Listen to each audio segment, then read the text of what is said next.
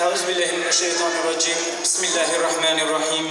Elhamdülillahi Rabbil alemin. Esselatu vesselamu ala Resulina Muhammedin ve ala alihi ve ashabihi ecma'in.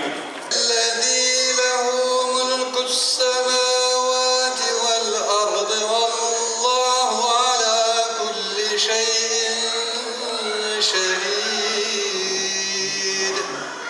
Bir Müslüman her dem mazlum İmam Hüseyin.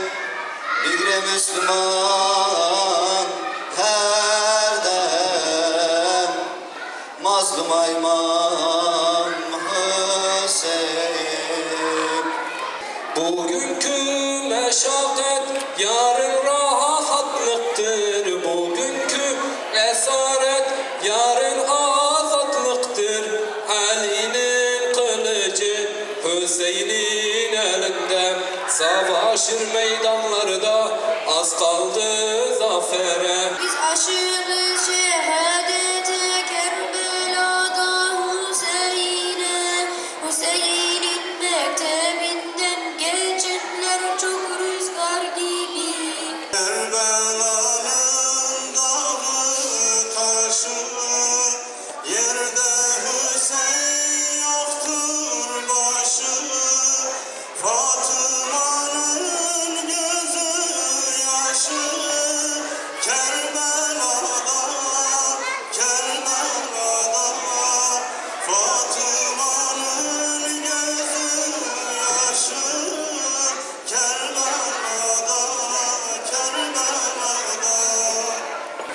Ve bu oğlun Hüseyin, senin ümmetinden olduğunu iddia eden insanlar onun başını bedeninden ayıracak, onu öldürecek, ona zulüm edecek, onun malını ganimet alacak, ailesini esir edecekler.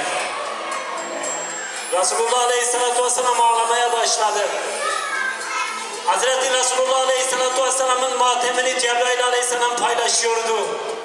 İkisi beraber henüz 2-3 yaşlarında olan Hazreti İmam Hasan ve Hazreti İmam Hüseyin'in şehadetini alıyorlardı. İki cihanın serveri doğdu hep ümmetin dedi. Bu dünyada hiç gülmedi.